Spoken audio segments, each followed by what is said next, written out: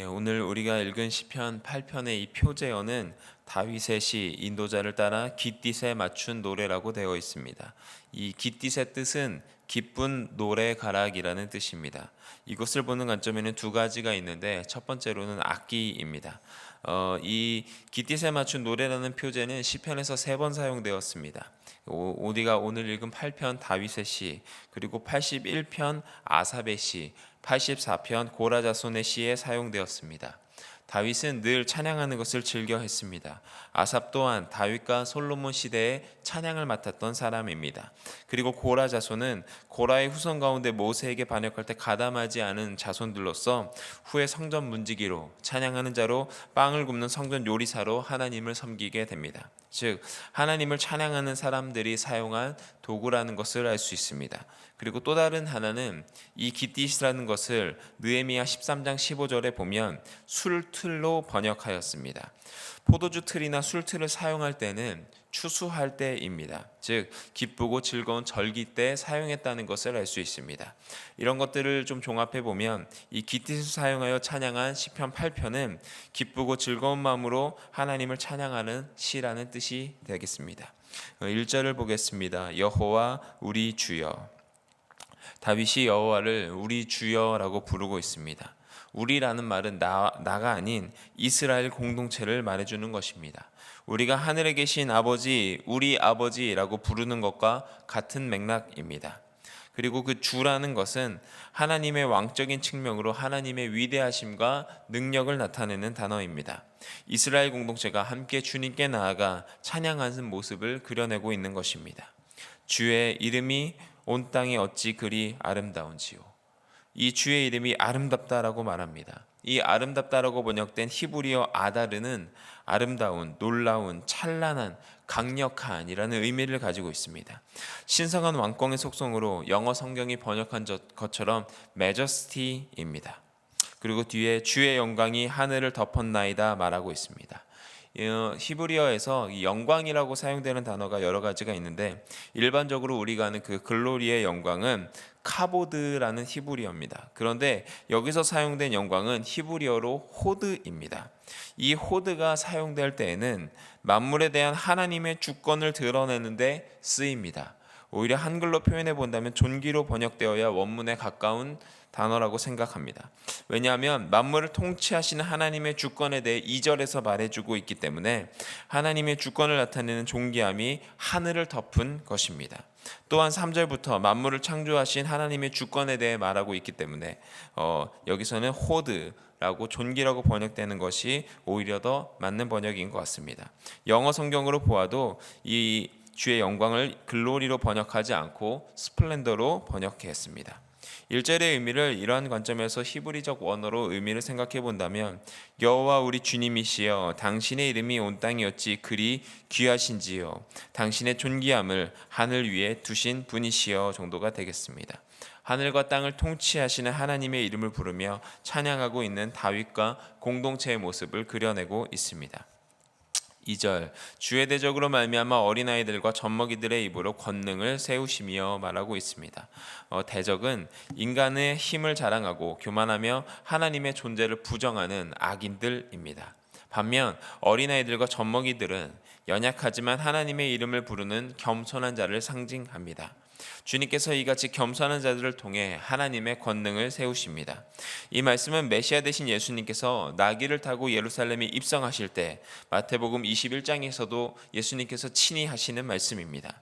이는 이 모든 것들은 하나님 앞에 자랑하지 못하기 때문이라고 고린도전서 1장 27절에서도 말해주고 있습니다. 이 권능으로 세웠다라는 표현을 원어적으로 좀 살펴보면 하나님께서 그들에게 당신의 능력을 주셨습니다 라는 의미입니다. 우리의 능력이 아닌 하나님께서 하나님의 능력을 그들에게 두셨습니다. 왜냐하면 원수들과 보복자들을 잠잠하게 하시려는 하나님의 목적 때문입니다.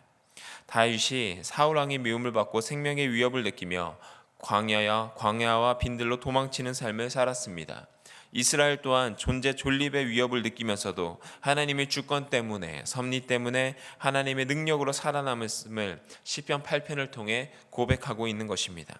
하나님은 가장 연약한 자들이라도 하나님의 권능에 붙들리고 그분의 능력을 찬양하는 자들을 통해 하나님의 영광을 드러내시는 것입니다.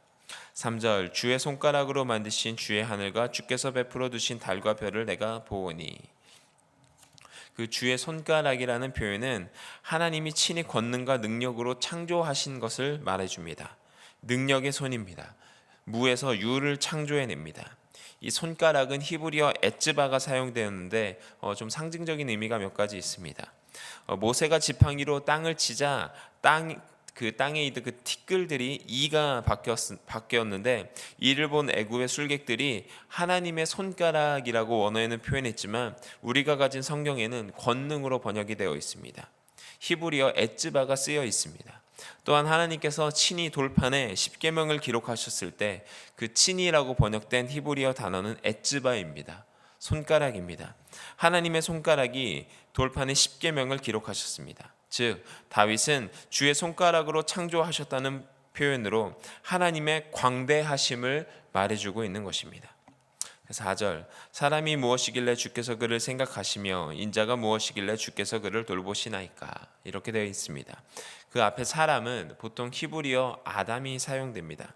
그런데 이 히브리어 아담은 사람, 땅, 우리가 하나님께서 사람을 만드신 그 사람의 이름으로서 아담을 말하는데, 근데 여기서의 사람은 히브리어 에노시가 사용되었습니다.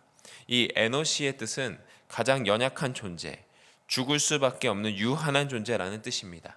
즉 무가치한 인간을 뜻합니다. 먼지로 돌아갈 존재가 하나님의 관심 대상이 된다는 사실을 시편 기자가 말해주고 있는 것입니다. 그런데 성경을 좀 자세히 들여다보면 이 에노시, 사람이라고 번역된 이 단어는 창세기 4장에 보면 그 셋의 아들 에노스로 번역이 되어 있습니다. 창세기 4장 26절을 읽어드리겠습니다. 셋도 아들을 낳고 그의 이름을 에노스라 하였으며 그때 사람들이 비로소 여호와의 이름을 불렀더라.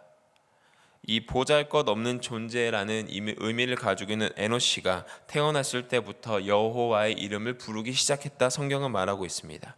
다윗이 3절에서 창조주 하나님에 대해 찬양하고 보잘것없는 인간이 하나님의 이름을 부르기 시작한 것을 함께 말해주고 있는 것입니다. 그리고 뒤에 인자라고 번역된 히브리어 벤 아담은 직역을 하면 사람의 아들이라 번역됩니다. 그리고 일반적으로 예수 그리스도를 상징한다고 여겨집니다. 그런데 여기에서는 예수 그리스도로 보기는 어렵습니다. 왜냐하면 예수 그리스도를 상징하는 인자는 대문자 s를 사용하여 son of man이 되어야 합니다. 그런데 여기에서는 소문자 s를 사용했습니다. 여러 가지 영문 번역본을 살펴보아도 마찬가지입니다. 아담의 후손들은 죄인의 혈통입니다. 아담의 손자 에노스도 마찬가지였습니다. 그럼에도 불구하고 다윗이 여기에서 말하고자 하는 것은 어찌 주님께서 하찮은 사람을 살펴보시며 죄인의 혈통을 돌보아 주십니까 정도의 의미가 되는 것입니다. 그렇게 하시는 이유가 있습니다. 후에 이 죄인의 혈통을 통해서 예수 그리스도를 만나게 되기 때문입니다. 3절 4절을 연결해서 생각해 보겠습니다.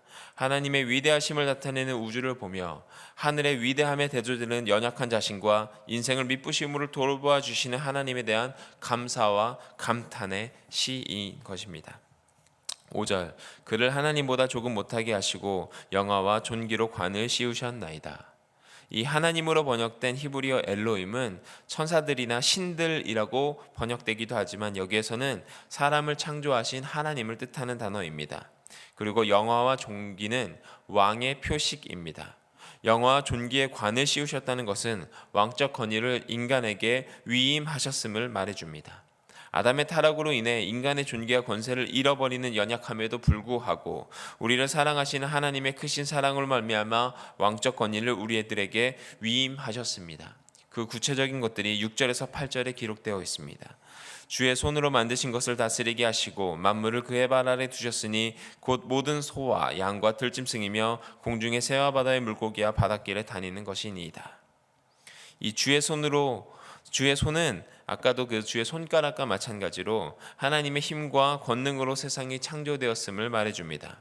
즉 하나님은 능력으로 창조하신 세상을 다스리게 하셨습니다. 모든 것들을 만물을 발 아래 두셨습니다. 이 의미는 인간이 피조물에 대한 완전한 통치권을 행사하도록 하나님이 권한을 부여하셨다는 것을 의미합니다. 모든 짐승과 공중의 새와 바다의 모든 생물까지도 통치하게 하셨습니다.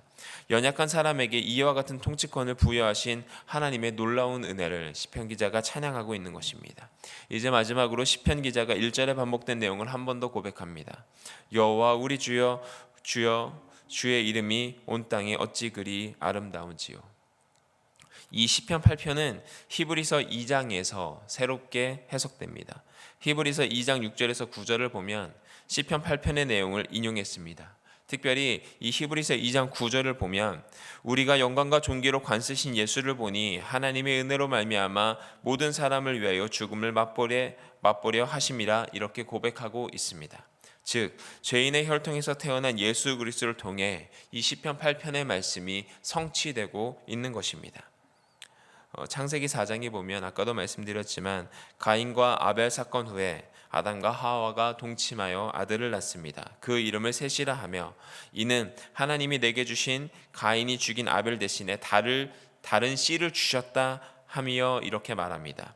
그리고 26절에 셋도 아들을 낳고 그 이름을 에노스라 하였다고 말합니다. 그리고 그때 비로소 사람들이 여호와의 이름을 부르기 시작했다 성경은 기록하고 있습니다. 저는 이 부분이 참 중요하다라고 생각합니다. 그러면 일단 족보를 좀 살펴보아야 합니다. 마태복음 1장은 예수 그리스도의 족보로 시작합니다. 아브라함부터 계보를 시작합니다. 그런데 누가복음 3장에도 보면 예수 그리스도를 족보를 볼 수 있습니다. 마태복음이 아브라함 때부터 시대별로 태어난 순서대로 기록하였다면 누가복음 3장은 거꾸로 태어난 순서로 기록되어 있습니다. 26절 살펴보면 누가복음 3장 26절 살펴보면 에노스 셋 아담에게 이르는데 아담은 하나님의 아들이다 이렇게 말하고 있습니다. 오늘 본문 4절을 보면 이 사람이라고 번역된 히브리어 에노시는 하찮은 존재라는 의미입니다. 그리고 에노시는 셋의 아들인 에노스의 이름입니다. 창세기 4장 26절을 기초해 보면 이 하찮은 존재인 에노스가 태어난 그때부터 여호와의 이름을 부른 것입니다. 여호와의 이름을 부르는 것은 구원과 직결되어 있습니다. 그리고 그것을 히브리서 2장을 통해 예수를 통해 이루었다 말하고 있습니다. 즉 우리의 하찮은 존재가 하나님의 이름을 부르기 시작할 때 하나님의 역사가 시작된 것을 우리가 알 수 있습니다. 그리고 우리가 하나님의 이름을 부르기 시작할 때 오늘의 본문 말씀인 시편 8편 2절의 말씀이 성취되는 것입니다. 대적들에게 하찮은 존재인 어린아이들과 젖먹이들의 입으로 찬양하기 시작할 때 하나님은 보복자들과 원수들을 잠잠하게 하시는 것입니다.